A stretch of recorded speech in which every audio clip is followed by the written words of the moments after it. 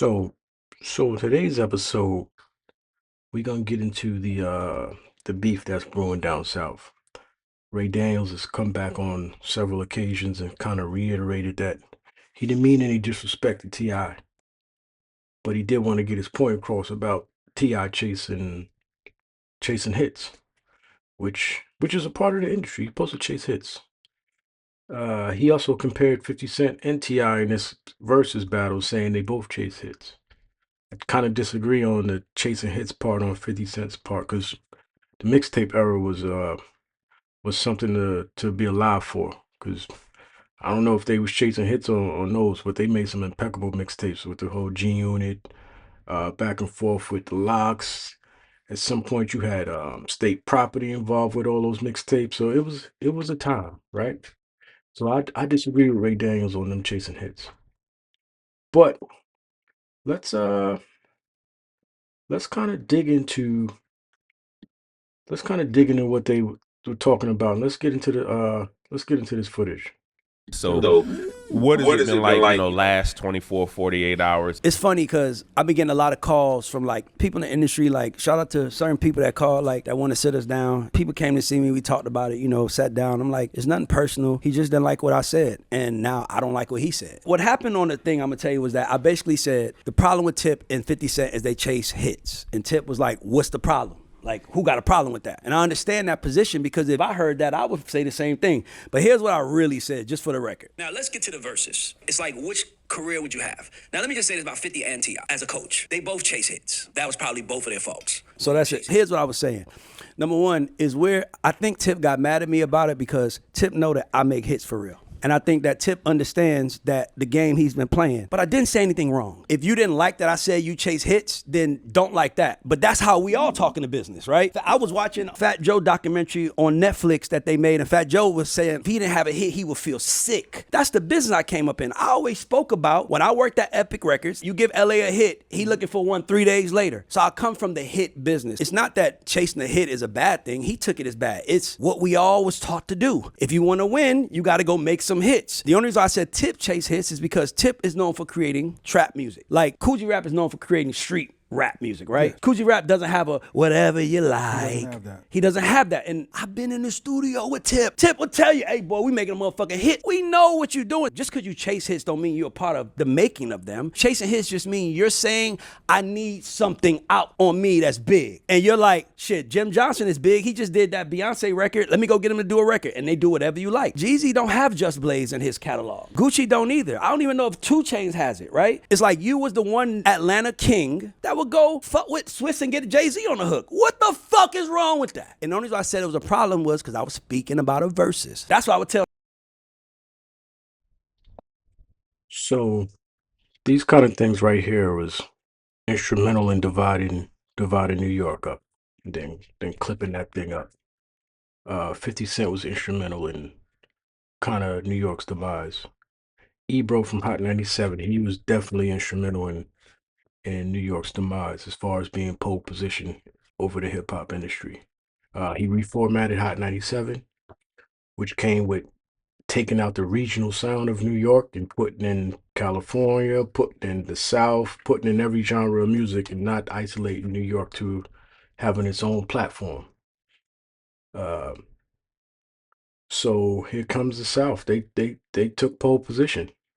We are not clueless on that the South took over and has had the ball for a pretty long time, right?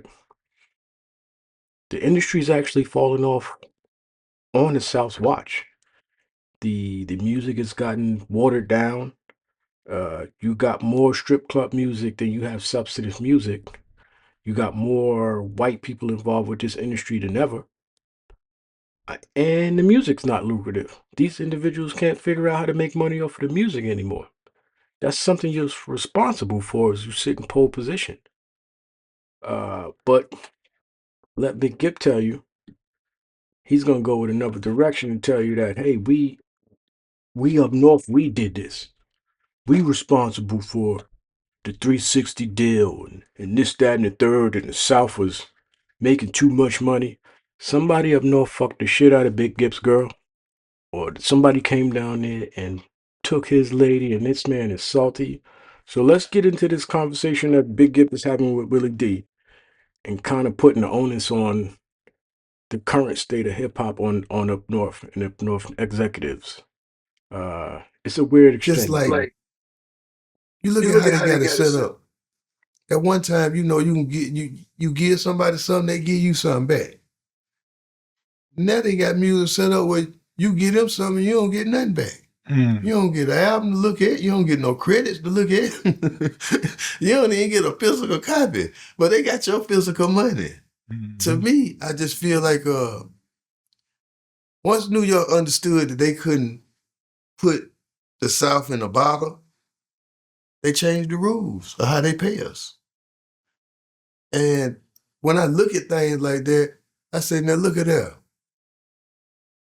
They let certain artists go out here and do everything that they wanted to do.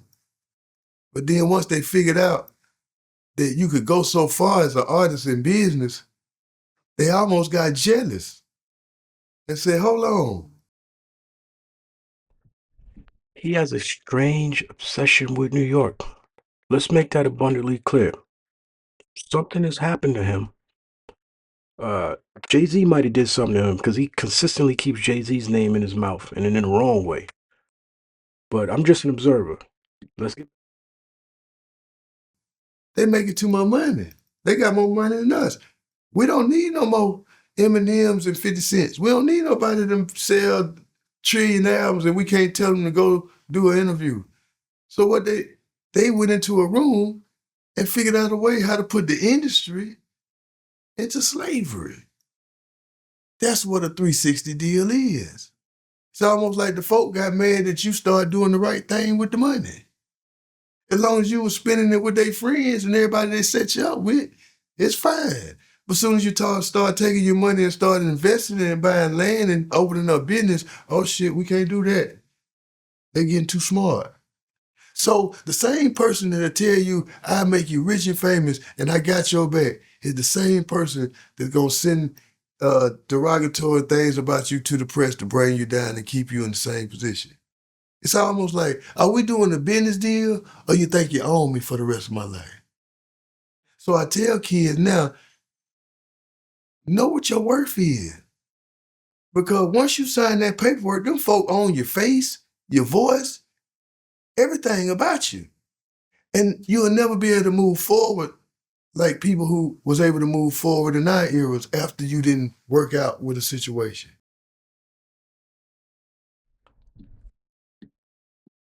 So you guys let me know if I'm tripping. I'm just a dude in his basement observing all of this shit and comes to the internet every now and then. Uh, was it the South's responsibility to keep the industry lucrative? Finances for the entire industry at an all-time low. The trajectory that New York was on, it was always up. There was always more money to be made. New York was always trying to figure out how to get money out of the executives' hands and into the artists' hands. The artists aren't getting paid, producers aren't getting paid, writers aren't getting paid. It's a downhill effect. There's less tours going on.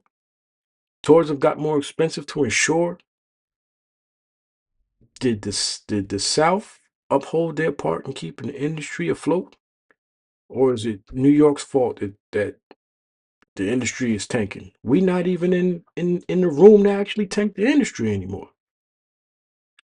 Drake's actually came into his element on the South's watch. And how did that benefit the industry? A Jewish dude overseeing the whole industry now, and now the industry's tanking. Yo, the South has several states. There's several states that y'all consider the South.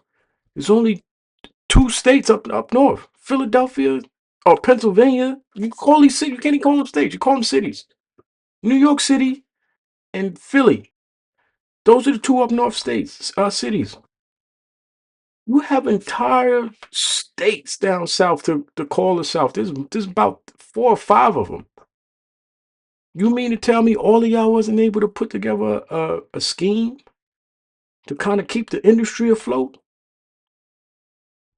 You let me know if we just some up north haters, man. We some divisive individuals. We backed off. Y'all got the industry at your hands. It's y'all job to fix that. Our New York artists aren't getting on for it's gonna be a long time before you see New York artists hold and grip the industry like we once did. The radio's not even set up for that anymore. Like I said, Ebro put together a divisive plan. That shit has jumped over to 105.1. It's jumped over to all the radio stations in New York. We don't play just New York hip hop up here anymore. It's not a regional sound. So you guys have the luxury of going to Atlanta and hearing nothing but Atlanta artists. You can go to Memphis and hear nothing but Memphis artists. You can go to California and hear nothing but California artists. We don't have that luxury up here anymore. We've been dismantled. Was New York being dismantled a beneficial thing to the South? Was it beneficial to the industry? I'm just a dude in his basement, man. Please like and subscribe, and let me know if we are watching the South fall off in general, but are we watching the hip hop industry decline and fall off? Please, we're gonna put this in the comment bar. You have all the rights and luxuries to tell me that I'm wrong, tell me that I'm right, tell me I need to stop, tell me I don't know what the hell I'm talking about. Do you, man? I'm here.